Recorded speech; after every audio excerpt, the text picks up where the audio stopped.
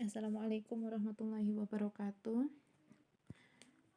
Jumpa lagi dengan saya dalam mata kuliah model-model pembelajaran untuk anak usia dini dan model pembelajaran area. Yang pertama, kita akan membahas terlebih dahulu tentang apa itu model pembelajaran. Nah, di sini model pembelajaran itu diartikan sebagai bentuk pembelajaran yang terangkai dari awal pembelajaran, kemudian proses pembelajaran sampai akhir pembelajaran yang biasanya memang si guru itu menyajikannya dengan ciri khas tertentu. Dengan kata lain, di sini dikatakan bahwa model pembelajaran merupakan bungkus atau bingkai dari yang di dalamnya ada penerapan dari suatu pendekatan, metode, strategi, dan teknik pembelajaran.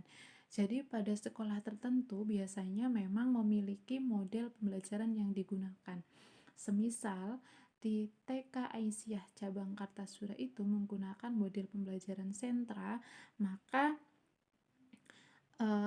di dalamnya mereka akan merancang suatu proses pembelajaran dari awal, kemudian proses pembelajaran, akhir pembelajaran itu sesuai dengan model pembelajaran area.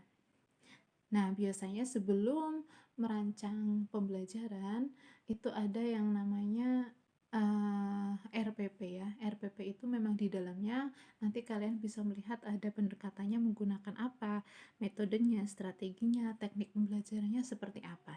Kenapa ada RPP? Biar nanti pembelajarannya itu bisa terlaksana dan tertata dengan rapi. Nah, untuk model pembelajaran pada anak usia dini itu ada berbagai macam ya.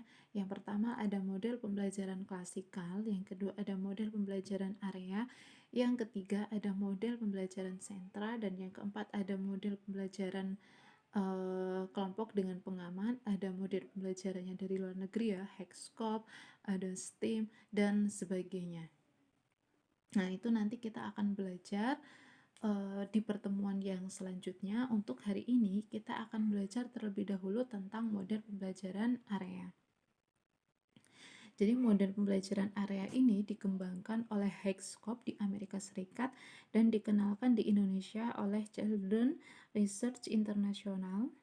Jadi model pembelajaran area ini memang memberikan fasilitas pembelajaran atau kegiatan anak itu baik secara individu, maksudnya bisa dilakukan sendiri maupun pembelajaran dengan kelompok untuk mengembangkan semua aspek perkembangan. Jadi pembelajaran, semua model pembelajaran, prosesnya itu memang harus mampu mengembangkan 5 aspek perkembangan pada anak. Ya, kalian juga harus ingat ya, harus di luar kepala kalau 5 aspek perkembangan itu ada bahasa, ada fisik motorik, ada kognitif, kemudian ada sosio-emosional, ada agama dan moral. Itu harus ada dalam setiap proses pembelajaran. Nah, biasanya area itu ditata memang secara menarik oleh guru, dan biasanya setiap area itu memiliki kegiatan tertentu yang memang disediakan alat dan bahan yang berbeda-beda. Nah, di area ini setiap anak itu boleh memilih area mana yang paling mereka sukai. Nah, untuk semua area difasilitasi oleh seorang guru. Nah, guru ini yang kemudian mengawasi anak-anak ketika bermain. Tetapi guru ini tidak mendominasi ya. Fungsi guru di sini adalah sebagai mediator atau fasilitator. Jadi ketika anak membutuhkan suatu bantuan, maka di situ guru bisa mengarahkan. Ya. Karena apa? Untuk pembelajaran area ini memang lebih kepada student active learning atau proses pembelajaran yang berpusat kepada anak. Jadi membiarkan anak untuk aktif ya, karena mereka percaya bahwa anak itu adalah murid yang kreatif, inovatif, dan kreatif. Kemudian apa saja sih area yang ada di model pembelajaran area ini? Di sini ada beberapa area. Yang pertama ada area sains, kemudian ada balok, ada seni, ada imtak, ada keaksaraan, ada drama, ada matematika, kemudian ada pasir, selanjutnya ada gerak dan musik. Yang pertama kita akan membahas area balok. Jadi Area balok ini memang memfasilitasi anak untuk mengembangkan pengetahuan dan keterampilan, khususnya dalam bidang matematika, kemudian ada pola, bentuk, geometris, hubungan satu dengan yang lain, ada penambahan, pengurangan, kemudian ada pengalian, dan pembagian melalui kegiatan membangun dengan balok. Nah, pada saat anak bermain dengan balok ya, dia itu secara tidak sadar padahal sedang belajar tentang antara berat, ringan, panjang, pendek, dengan tanpa dipaksa anak mengenal bentuk dan konsep-konsep lainnya. Ya enggak, karena balok itu kan banyak ukurannya. Ada yang panjang, mereka sebenarnya sedang belajar matematika. Ada pendek ya, kemudian ada yang ringan, ada yang berat, itu kan bagian dari matematika. Ada pola juga dan bentuk, ada bentuk persegi, ada lingkaran, ada segitiga, ada segi lima, itu adalah salah satu bentuk pola. Kemudian di situ mereka juga melihat ada panjang, ada pendek, ya, bagian dari matematika, pola, bentuk, dan sebagainya. Sebenarnya itu yang kegiatan ya sehari-hari yang dilakukan anak sebenarnya. Jadi balok ini memang sebenarnya sangat ramah sekali, sangat dekat sekali dengan kehidupan anak. Kemudian apa saja sih alat yang disediakan di area balok ini? Biasanya itu balok dengan berbagai bentuk dan ukuran ya, karena anak di situ nanti akan belajar tentang berbagai bentuk dan pola, kemudian ukuran ya. Dan untuk sekarang memang balok itu sudah berwarna-warni, tidak melulu balok secara utuh, tetapi ada yang berwarna merah dan sebagainya. Kemudian aksesoris lainnya seperti biasanya ada mobil-mobilan, ada binatang, orang, pesawat, atau pohon-pohonan. Nah, di situ anak membangun sendiri pemahamannya, kemudian mereka membentuk mau menjadikan apa sih balok-balok itu sesuai dengan pemahamannya dan biasanya berdasarkan pengalaman yang sudah mereka lihat di lingkungan sekitarnya. Misalnya dia pernah melihat gedung bentuknya seperti itu, kemudian mereka melihat balok, akhirnya mereka menyusun balok menjadi gedung kayak gitu. Kemudian tidak lupa di area balok juga tersedia alat tulis untuk membangun keaksaraan anak. Selanjutnya itu ada area drama. Nah, menurut Victoria Brown dan Sarah Pleidel menyatakan bahwa bermain drama itu memang penting untuk anak usia dini sebagai proses melatih fungsi kognitif. Karena apa? Di sana anak itu akan mengingat, ada mengatur diri sendiri, mengembangkan kemampuan berbahasa, meningkatkan kemampuan fokus atau konsentrasi, merencanakan, menentukan strategi, menentukan prioritas, mengembangkan gagasan dan keterampilan-keterampilan lain yang diperlukan untuk menunjang proses kognitifnya. Jadi mengingat, kan di sana bermain drama otomatis dia akan mengingat saya akan bermain seperti apa, saya akan mengucapkan kata-kata seperti apa. Kemudian dia juga mengatur diri sendiri karena nanti dia mempunyai peran tersendiri, maka dia harus mengatur saya nanti akan berperan seperti apa. Kemudian juga kemampuan bahasa, dia mencoba untuk merangkai kata-kata ketika bermain drama atau mengingat kalimat yang diajarkan oleh guru ketika bermain drama. Kemudian di sini juga dilatih konsentrasi karena apa? Dia kan konsentrasi pada diri sendiri ya. Drama itu tidak konsentrasi pada orang lain, dia harus tampil bagaimana, bahasanya bagaimana, maka dia harus konsentrasi. Kemudian merencanakan dan menentukan strategi seperti apa sih nanti ya biar ketika bermain drama bisa berjalan dengan baik, bisa bagus kayak gitu dan sebagainya. Kemudian apa saja sih alat dan bahan yang biasanya disiapkan di area drama? Jadi area drama ini sebenarnya lebih ke keterampilan sehari-hari ya. Jadi ketika saya observasi pun di area drama ini memang sama, ada alat-alat dapur karena di sana nanti anak akan belajar memasak, bermain membuat kue kayak gitu. Kemudian alat rumah tangga, dia mencoba untuk mandi, sholat kayak gitu.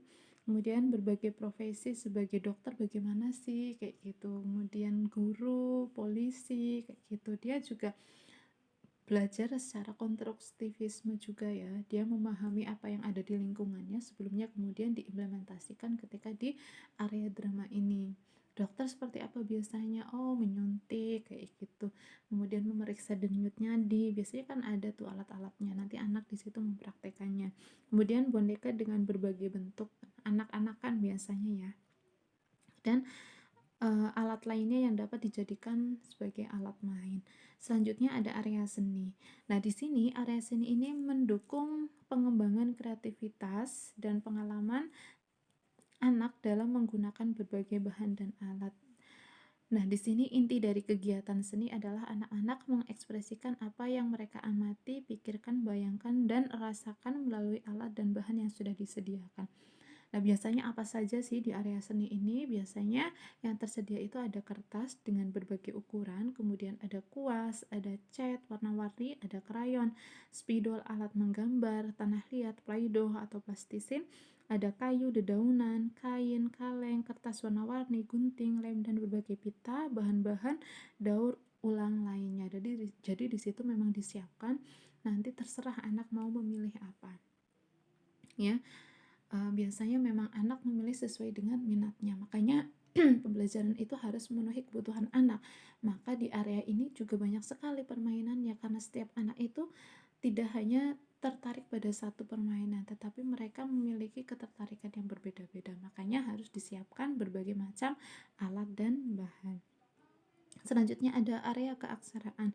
Nah, area keaksaraan ini lebih kepada membaca dan menulis, tetapi ya, mengajarkan anak usia dini membaca dan menulis itu tidak seperti mengajarkan kepada orang dewasa ya, yang harus bisa menulis dengan baik, membaca dengan baik, itu tidak. Tetapi untuk anak usia dini itu lebih kepada mengenalkan. Area membaca dan menulis itu biasanya memang dikenalkan dengan simbol-simbol sederhana ya. Simbol-simbol sederhana dari benda yang ada di sekelilingnya. Ada I kayak gitu ya, huruf I kayak gitu, kemudian ada angka kayak gitu, tapi hanya dikenalkan dengan simbol-simbol. Kemudian membuat coretan di atas kertas ya.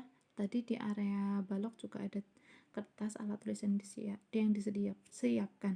Kemudian kegiatan melihat-lihat buku, ini juga bagian dari pengenalan membaca. Itu ada membuka-buka buku, membacakan cerita adalah kegiatan yang dilakukan di area ini. Biasanya guru itu membacakan cerita, kemudian melakukan tanya jawab dengan anak. Ya, banyak fungsi dari membacakan cerita ini, yaitu untuk melatih pendengaran anak juga, pemahaman anak kayak gitu. Nah, pada area keaksaraan ini apa saja sih alat-alatnya? Yang pertama ada berbagai kartu gambar, ada kartu kata ini ya untuk melatih keaksaraan, kemudian kartu huruf untuk mengenal huruf-huruf ya, kemudian alat tulis dan kertas biasanya untuk coret-coretan. Anak biasanya kan ada yang suka bagaimana huruf A kayak gitu.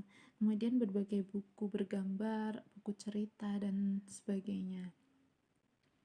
Yang kelima itu area pasir dan air. Di area pasir dan air ini sebenarnya lebih untuk mengembangkan sensori motorik anak. Namun pada area pasir dan air ini memang lebih condong kepada matematika dan sains ya. Nah, di area pasir ini nanti si anak itu akan belajar tentang penuh, tentang kosong, tentang berat ringan, volume, dan sebagainya. Jadi anak selain belajar matematika ya, juga belajar sains tentang perubahan warna, ada perubahan bentuk. Dan teman-teman ketahui bahwa bermain yang berbasis alam ya, terutama untuk air dan pasir ini memang sangat diminati anak ya. Anak itu sangat suka sekali, bahkan mereka tidak mengenal yang namanya kotor. Tetapi untuk kelompok anak yang lebih kecil itu memang butuh pengawasan, kemudian butuh baju ganti. Karena apa? Saking senangnya anak bermain pasir dan air, biasanya itu akan basah dan kotor sehingga harus diganti ya. Nah, alat dan bahan di area pasir dan air ini biasanya botol-botol dengan gelas-gelas plastik dan corong. Ya, biasanya mereka akan melihat bagaimana sih gelas yang kosong itu, kemudian bagaimana ketika diisi air atau pasir, kemudian baskom dengan alat kocokan, alat memompa air, berbagai alat dapur, mainan untuk belajar mencuci ya, karena air itu kan memang berkaitan dengan mencuci kayak gitu ya. Baju-baju atau kain kecil dengan menggilas untuk mencuci, berbagai bentuk cetakan kue untuk main pasir, ya enggak. Ini juga termasuk belajar konstruktivisme. Mereka belajar dari pengalaman sehari-hari, misal melihat orang tuanya membuat kue, kemudian mereka juga mengimplementasikannya ketika bermain pasir ini, dan aksesoris lainnya yang mendukung. Kemudian yang keenam ada area gerak dan musik. Nah, area gerak dan musik ini untuk anak usia dini itu sangat penting sekali untuk membangun kesadaran akan gerakan diri sendiri, melatih kelenturan, mengikuti irama musik, mengenal bunyi alat musik, mengeksplorasi alat-alat sederhana menjadi alat musik bebas. Nah, biasanya kegiatan gerak dan lagu merupakan kebutuhan sehari-hari untuk anak usia dini, iya enggak? Makanya ketika di PAUD itu pembelajarannya harus menyenangkan. Ada yang namanya BCM, bermain, cerita, dan menyanyi. Dengan berkegiatan yang menyenangkan di area gerak dan lagu akan berpengaruh kepada yang pertama, kemampuan berpikir dan berbahasanya menjadi lebih baik, kemampuan memecahkan masalah ya. Dia biasanya lebih rileks ya. Dia bisa memecahkan masalah dengan mudah. Kemudian mereka juga bisa fokus karena apa? Pembelajaran yang menyenangkan itu biasanya lebih mudah untuk diserap. Membangun kesadaran spasial, mengembangkan rasa percaya diri, melatih kekuatan karena tadi ada gerak, melatih kelenturan, kemudian koordinasi fisik, serta membangun keterampilan sosial. Karena ini gerak dan musik biasanya dilakukan secara bersama, nah otomatis membangun keterampilan sosial anak. Lalu apa saja sih alat dan bahan yang biasanya ada di area gerak dan musik ini? Yang pertama ada tape recorder atau kaset, instrumen dan lagu-lagu, alat musik tradisional, alat musik modern, alat musik dari bahan daur ulang dari botol plastik atau bahan yang lainnya. Jadi ini dari modern sampai yang tradisional ya, harus dikenalkan kepada anak. Jangan sampai alat musik yang tradisional itu tidak dikenalkan, nanti malah hilang ya. Jadi untuk PAUD itu biasanya memang ada angklung, ada seruling kayak gitu. Memang salah satu tujuannya adalah untuk melestarikan, yaitu dikenalkan sejak anak usia dini. Selain itu juga mereka dikenalkan dengan lingkungan sekitar, di mana lingkungan sekitar pun bisa dimanfaatkan sebagai area sebagai benda untuk belajar. Ya, ini ada alat musik yang dibuat dari daur ulang. Biasanya ada botol yang diisi dengan biji-bijian ya. Nanti kan itu akan mengeluarkan bunyi. Itu juga salah satu dari pengenalan alat musik yang berasal dari lingkungan, biar anak itu nanti peduli lingkungan ya. Kemudian area science. Nah, di sini area science itu menyediakan banyak kesempatan untuk anak-anak menggunakan panca indera dan menyalurkan langsung minat mereka terhadap kejadian-kejadian alamiah dan kegiatan-kegiatan secara manipulatif. Area science juga dapat dilakukan di luar ruangan dengan tanaman, binatang, dan benda-benda di sekitarnya. Nah, di sini contoh aktivitasnya ini ya. Biasanya mencampur warna, kemudian berubah bentuk, mereka bereksperimen bagaimana sih biar warnanya itu bisa berubah, biar mobil-mobilan maksudnya bisa berjalan kayak gitu. Kemudian ada area matematika. Nah, kalau area matematika memang sangat kental sekali dengan kegiatan manipulatif ya. Di area ini biasanya anak belajar tentang bentuk, ada hitungan, ada angka, jumlah, pengelompokan, ada ukuran, pola, memasangkan. Kemudian di area matematika ini juga anak belajar mengembangkan bahasa, sosial, emosional, aspek perkembangan yang lainnya. Ya. Karena biasanya kan setelah belajar tentang ini angka apa, itu juga nanti si anak akan menyebutkan. Belajar sosial karena dilakukan bersama-sama ya. Kemudian ilmu emosional, melatih kesabaran anak ketika berhitung kayak gitu, ketika mengurutkan, itu kan sebenarnya melatih kesabaran juga, dan aspek perkembangan yang lainnya. Area imtak ya. Di sini di Indonesia ditambah area imtak ya, memfasilitasi anak agar belajar tentang kegiatan beribadah sesuai dengan agama yang dianutnya. Lalu apa saja sih alat dan bahan yang biasanya disediakan? Yang pertama ada miniatur rumah ibadah, kemudian ada perlengkapan ibadah, buku-buku bacaan, kertas gambar, dan alat-alat gambar yang berkaitan dengan ibadah. Biasanya memang ada huruf hijaiyah ya. Di situ ada mukenah dan sebagainya biar anak nanti belajar untuk sholat itu untuk orang muslim ya, dan orang yang non muslim juga pasti menyediakan alat sesuai dengan kebutuhannya. Kira-kira seperti ini kelas untuk model pembelajaran area. Nah, biasanya seperti ini. Jadi tidak ada meja untuk guru. Yang pertama ada pintu masuk. Pintu masuk itu berarti di sisi kiri ya, di sisi kiri. Nah, yang pertama ada area pasir, kemudian di sini ada tempat orang tua piket ya. Biasanya di sini ada orang tua duduk kayak gitu. Kemudian ada area drama, area baca, selanjutnya ada area bahasa, area seni, motorik halus, area matematika berhitung, area balok, area agama, area musik, area sains. Nah, di sini untuk area ini memang berada pada satu ruangan yang kemudian dirancang berdekatan. Ada area ini. Jadi nanti si anak itu akan berkumpulnya itu di tengah, melingkar. Baik pada awal pembelajaran sampai akhir pembelajaran, si guru memulainya dengan membuat lingkaran. Kenapa lingkaran? Biar si guru itu bisa melihat semua anak. Jadi anak itu bisa berfokus pada satu dan si guru bisa mengawasi semua anak. Ya, untuk area ini memang dirancang seperti ini. Ya, bersebelahan. Nanti ketika si guru sudah membuka pembelajaran, kemudian menyampaikan tujuan pembelajaran, nah kemudian si guru mempersilahkan anak untuk bermain di area mana, kayak gitu. Nah, sambil bermain si guru juga nanti melakukan penilaian ya, dengan observasi, mengamati kira-kira di area ini si anak, oh ternyata dia sudah bisa menyelesaikan area balok dengan baik, yaitu membuat bangunan dengan rapi, dengan selesai kayak gitu ya. Nanti untuk kelas sentra, klasikal dan sebagainya itu juga berbeda lagi bentuk kelasnya ya. Kira-kira seperti ini untuk area model pembelajaran area. Nah, nanti di akhir kuliah kita juga ada praktek ya.